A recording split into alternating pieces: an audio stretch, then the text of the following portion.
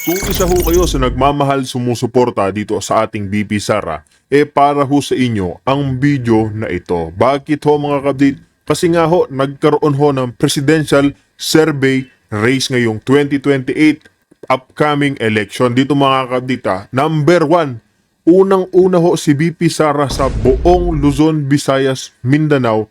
Noong pinagsama-sama ho, ang kanilang napupusuan sa presidential race, ito ho, lumabas po ang porsyento, 33.3% kay BP Sara. Sino ho sumunod sa kanya mga update?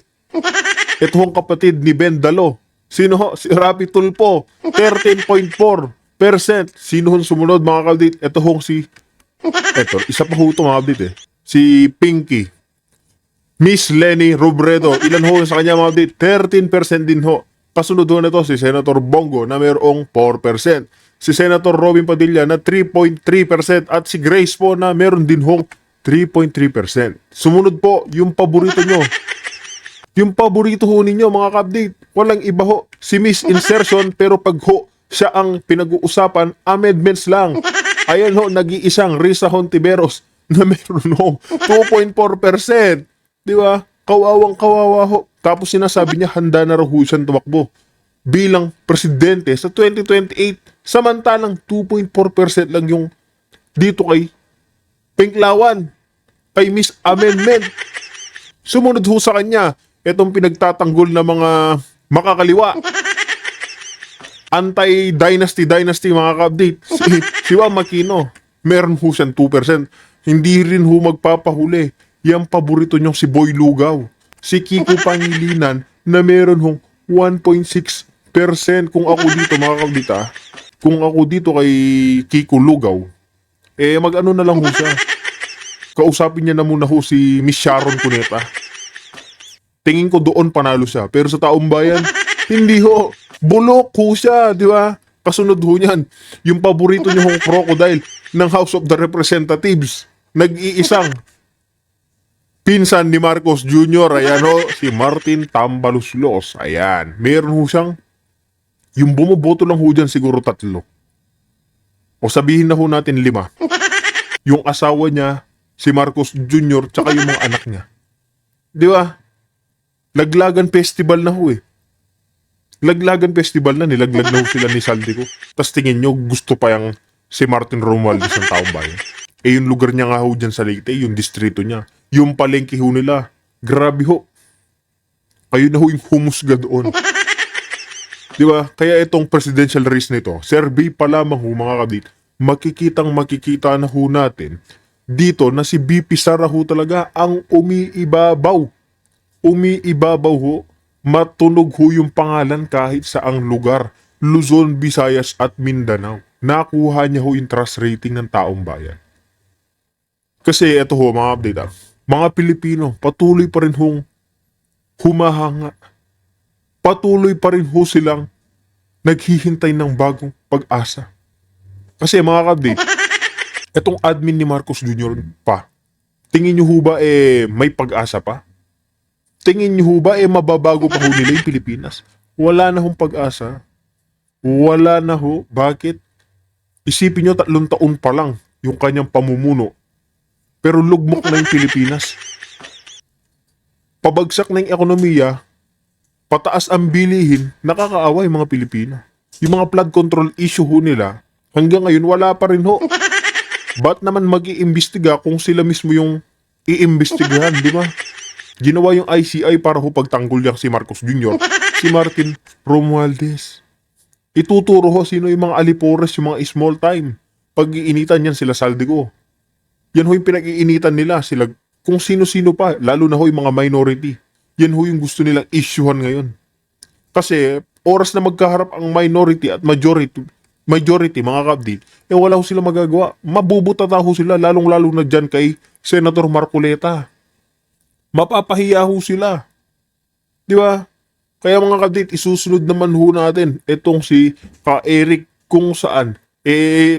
Natatarantan ho yung House of the Representatives kung paano ho sila magdedepensa, bakit nila tinanggal si Congress Miao. Sinabi ho kasi nila mga ka-update, itong HOR, hindi naman daw ho naging dahilan yung pagrarant niya yung freedom of expression o freedom of speech niya ni Congress Miao sa Facebook sa social media.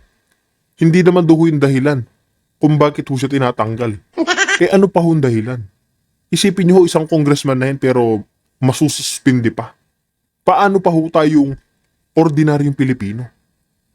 Kung freedom of speech na lang yung ating nagagawa tapos binabawal pa, ano na ho tayo nasa silent dictatorship?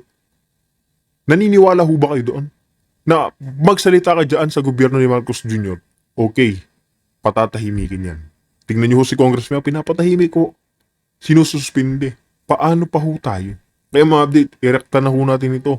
Kung bago lang ho kayo sa ating channel, isang like, isang share, isang subscribe lamang ho. Malaking tulong na ho yan. Kaya mga update, pakinggan na ho natin itong si Ka Eric Salis. At iba't ibang antas ng pag-react ang ginawa ng maraming mga netizens at ng ating mga mamamayan, no? In fact, ang isa po na nag-attract ng atensyon kung bakit tayo gumawa ng ganitong analysis ay ang palusot na ginagawa ngayon ng pamunuan ng House of Representatives. Dahil po nagkaroon ng backlash, no? Nagkaroon po ng setback na pinupuna sila ng taong bayan. Mayoriya ng mamamayan ay disgustado sa kanilang style, bulok at selective na kunwari pagdidisiplina sa kanilang mga miyembro ng House of Representatives, no?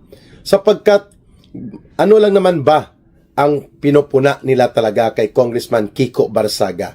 Di po ba ang kanyang weird o kanyang kakaiba na pamamaraan at style ng paghahayag ng kanyang saloobin at mga sentimiento at mga kaisipan tungkol sa mga issue na nagaganap sa ating bayan, lalo na po sa usapin ng korupsyon, pandarambong, at mga kabulastugan na ginagawa ng mga opisyal ng gobyerno, including ang mga miyembro ng Kongreso, kung saan dyan nagsimula ang mga diskarte sindikato na inuutos ni Marcos at ni Romualdez para gawin ang pagnanakaw sa kaban ng bayan. Di po ba dyan nagsimula yan?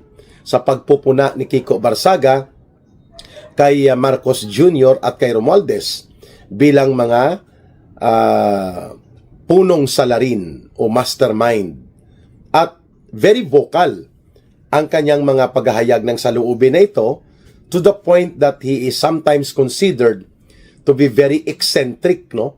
Pag sinabi pong eccentric, may pagka-weirdo ang kanyang style kasi bigla na lang daw siyang susulpot bago magsimula ang mga committee hearings o mga deliberations o plenary na mga pagpupulong na may dala-dala siyang parang nakasulat na ako na ngayon ang bagong speaker at mga magnanakaw, habulin na kayo at your days are numbered. Mga ganong epekto ba ng mga sa gitna ng halls of Congress. At dudugtungan pa ni Congressman Kiko Barsaga ng meow, meow, meow, meow. So very active ang engagement ni Congressman Kiko Barsaga, cutting across the different ages, no? Different population section sa social media, sa YouTube, sa TikTok, and even sa mga reels, no? Kaya nawiwirduhan at naapektuhan at the same time ang mga mandarambong at buaya ng mga politiko. Lalo na po na walang preno pag nagsalita si Kiko Barsaga, tuloy-tuloy na ginagawa niya ang pagpupuna na sumasalamin naman talaga sa kung gaano kalubha ang uri ng pagkalugmok ng integridad at kawalan ng dignidad at hindi na karispe-respeto ang House of Representatives and even ang mga namumuno nito at kahit ang buong Kongreso including the Senate. Nagdududa na ang mamamayan sa mga ginagawa po nila na mga pagpapalusot, pangungunsinti at pangangatay, na diskartihan at gawing sindikato ang budget, mga ganitong uri ng gawain na dumudugtong sa kung paano ginawang sindikato ni Marcos ang buong gobyerno.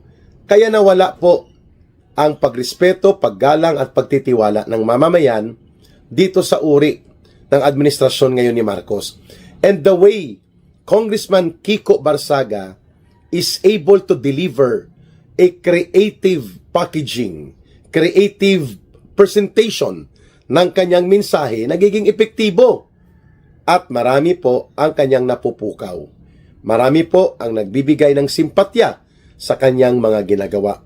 Kaya nga, katanggap-tanggap sa maraming sektor ng lipunang Pilipino, ang bagamat kunwari ay tinitingnan ng iba, lalo na ng mga kasamahan niya, na weirdo na attitude daw ni Congressman Kiko Barsaga. Kaya nung nakarang araw, more than 240, around 249, ang bumoto na ipasuspend si Congressman Kiko Barsaga. Yung mga tao hong bumoto ng may higit 240 plus na mga congressman, ayan po yung mga nagpapahawak sa leeg.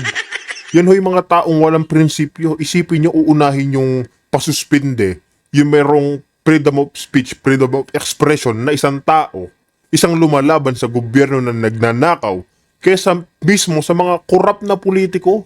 Isipin niyo ho yun, mas uunahin pa ho nilang aksyonan etong kay Congressman Kiko Barsaga kumpara naman ho dyan sa pinsan ni Marcos Jr. at si mismong Marcos Jr.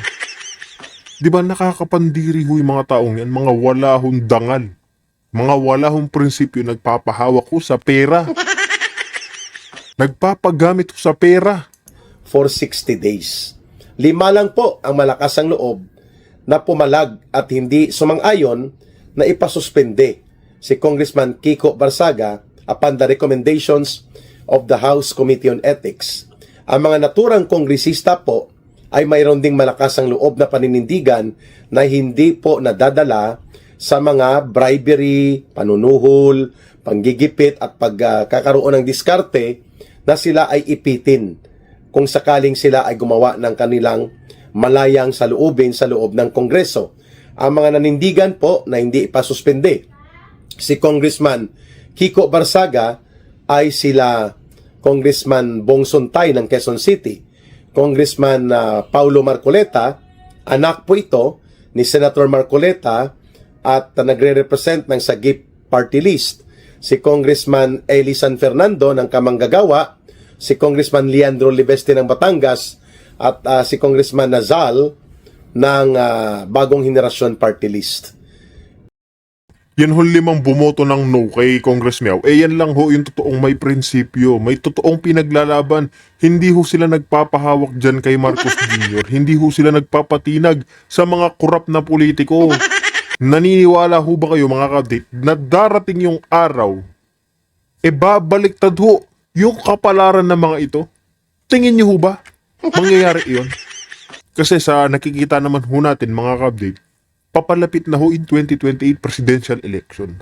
At nakikita na rin ho natin mga ka-update na si VP Sara pa rin talaga ang pabor sa mga Pilipino. Duterte pa rin ho yung pabor. Kaya tingin nyo ho ba mga ka-update, oras na lumuklok itong si VP Sara, hindi niya lilinisin yung mga magnanakaw, gumagamit ng Coca-Cola dyan sa gobyerno ni Marcos Jr. 100% mga ka-update, kung paano namuno yung tatay niya, ganyan din ho yung magiging pamumuno niya. Pinagmumukha ho kasi nilang si katulad ni Pangulong Duterte, pinagmumukha ho nilang masama yung kanilang pangalan para lang ho sa kapakanan ng taong bayan. Katulad ho ng ginawa niya kung paano niya linisin yung Pilipinas. Yung crime against humanity sinasabi ng admin ni Marcos Jr. Ayaw ho kasi nitong admin ni Marcos Jr. yung mga anti-drugs.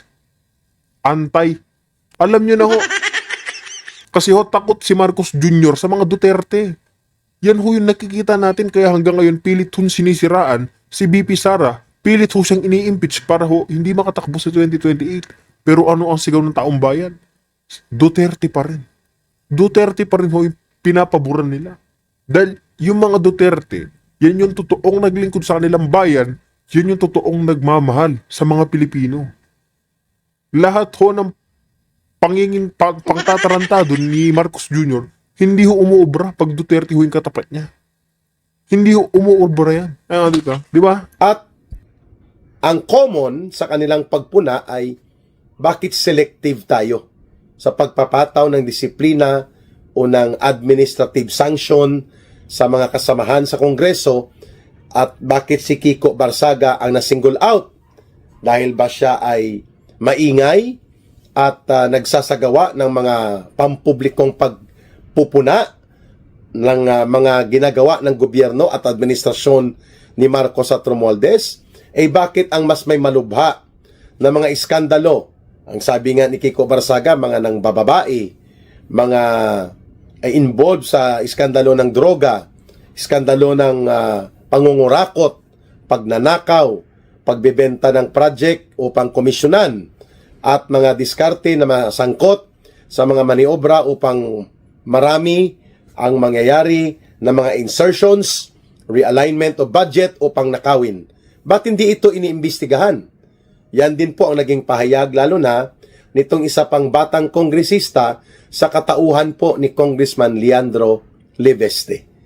Kaya ang ginawa po ng grupo nila Congressman Ronnie Pono at ang mga sipsip na aliporis ni Martin Tambaluslos ay nagpalusot. Ang palusot nila, mga kababayan, na hindi naman daw na-suspend bilang member ng House of Representatives si Congressman Kiko Barsaga dahil lamang siya ay pumupuna at very vocal critic ng administrasyong Marcos at Romualdez. Subalit, sabi po itong mga kulukoy na mahilig magsinungaling at mahilig magpalusot na mga miyembro ng alipores ni Marcos at Romualdez sa Kongreso, ay dahil mayroon po daw siyang ginagawa na mga undignified. Wow!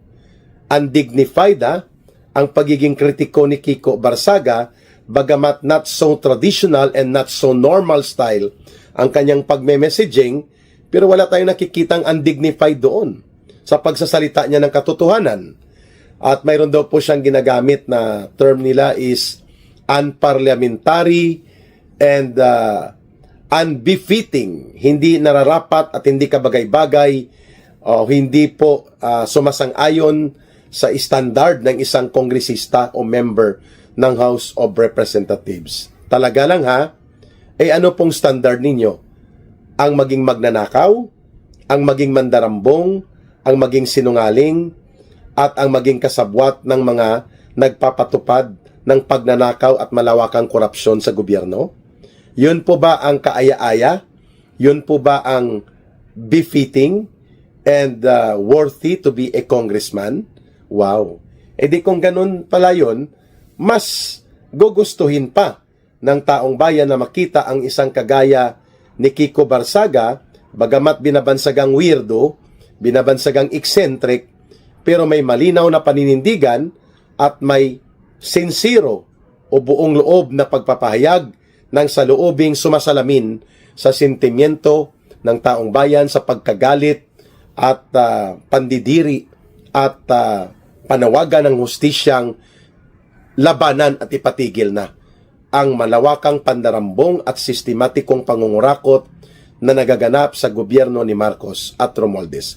Mas gugustuhin pa ng ordinaryong mamamayang Pilipino na mayroon tayong maingay, medyo eccentric at kakaiba ang style pag nagsalita at gumagalaw sa loob ng Kongreso na kagaya ni Kiko Barsaga, pero hindi nagnanakaw, hindi kasabwat at tagapagprotekta ng pandarambong at mga nangungurakot, at lalo na po hindi nangangayo papa upang suhulan na sila ay gamitin sa maruming laro sa politika.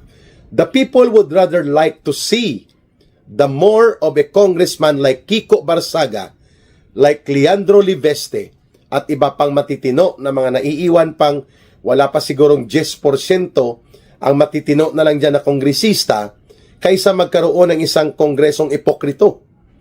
House of Representatives na ipokrito at wala sa husto at makatarungan at matuwid na pagtindig at pagprotekta o pagtatanggol sa kabutihan at karapatan ng mamamayan. Kaya ang palusot ninyo na hindi naman related sa political views o political belief ni Congressman Kiko Barsaga ang pagkasuspindi sa kanya, sabihin nyo yan ang kwento sa inyong mga kapareho ng balahibo na mga kapwa buaya at walang dignidad at walang kagalang-galang man lang sa inyong sarili na mga politikong magnanakaw at mandarambong na nagluluklok sa pangalang Honorable Congressman. Ha! Ang sagot ng taong bayan sa inyo, pwe! Pwe! Si Kiko Barsaga daw, weird. Ano naman po ang tawag sa inyo? Kung kayo po ang nagkokontrol ng poder at dapat sana ay naghahayag ng katotohanan, nagtatanggol ng kabutihan at karapatan ng mamamayan na hindi durubuhin, kulimbatin at nakawin ang kaban ng bayan at hindi gawing kawawa at miserable ang buhay ng mamamayan dahil sa pagkawala ng mga pundong para sa mga paaralan, kalsada, agrikultura, irigasyon, pagkain, ospital, at pag-aaral ng mga mamamayang Pilipino ng kabataan nila, imbes na yun ang protektahan nyo, ang pinoprotektahan nyo, yung mga nagsasagawa ng pagnanakaw. Yun ang nakakahiya at yun ang kasuklam-suklam. Kaya hindi kayo magtaka kung bakit popular pa rin po at mas marami ang nagtitiwala at nagsisimpatya sa mga ginagawa at na mga kinasapitan ni Congressman Kiko Barsaga. May mga pinalabas pa kayo na kwento na si Kiko Barsaga nagkakaroon ng display ng kayamanan, nasasangkot sa parang mga sexy, offensive na mga events at pinapatanggal nyo ang Facebook niya hinggil dyan, wala nga kayong masabi tungkol sa mali-maleta na pagdi-deliver nila Saldico kay Martin Romualdez, kay Marcos, ang mga pagbebenta ng proyekto ng ilang kongresistang pinangalanan na ng Ganyan ho ang HOR. Kasi nga mga kaldita, mas uunahin ho nila yung mga lumalaban ho sa korupsyon. Hindi ho yung mga mismong magnanakaw. Isipin niyo ho yan, kapwa niyo congressman, babanatan niyo kasi nga nagsasalita siya against sa mga magnanakaw sa gobyerno. Sa bagay, hindi ho natin masisi itong mga HOR kasi mismong si Sandro Marcos sinasabihan ho magnanakaw ni Kong Kiko. Di ba? Hindi ho natin siya masisisi. Kaya, yung galit ho nila dito kay Congress Meow, sumasabog ho. Pero hindi naman ho nagtatapos dyan lagi yung istorya, tandaan ho natin. Isa hong tapat na nagseserbisyo yang si Kiko Barsaga sa kanyang mamamayan, sa mga kapwa niya Pilipino. Importante mga ka-update, hindi ho siya nagpapasuhol, nagpapahawak sa mga korap na politiko. Hindi ho siya nagpapabayad dyan sa mga magnanakaw. Diba? Taong may prinsipyo lang ho yung kailangan natin. Taong matapang na lalabanan talaga yung katotohanan. Lalabanan yung mga kurap. Huwag ho tayong magpapabulag sa kakaunting pera. Tandaan ho natin mga ka-update. Sabihin lang ni Marcos magbibigay siya ng ayuda. Huwag mga ka-update. Huwag ho kayong papasilaw. Para ho utuin na naman yung mga Pilipino. Kaya mga ka-update, kung meron ho kayong naging reaction, opinion sa ating napag-usapan, tulad dito kay Kong Kiko, kay BP Sara kung saan nilang paso niya nga yung mga alam nyo na, komentuhin nyo yan sa ating comment section para mapag-usapan. Kaya mga update, dito na ho natin tatapusin ang ating reaction video.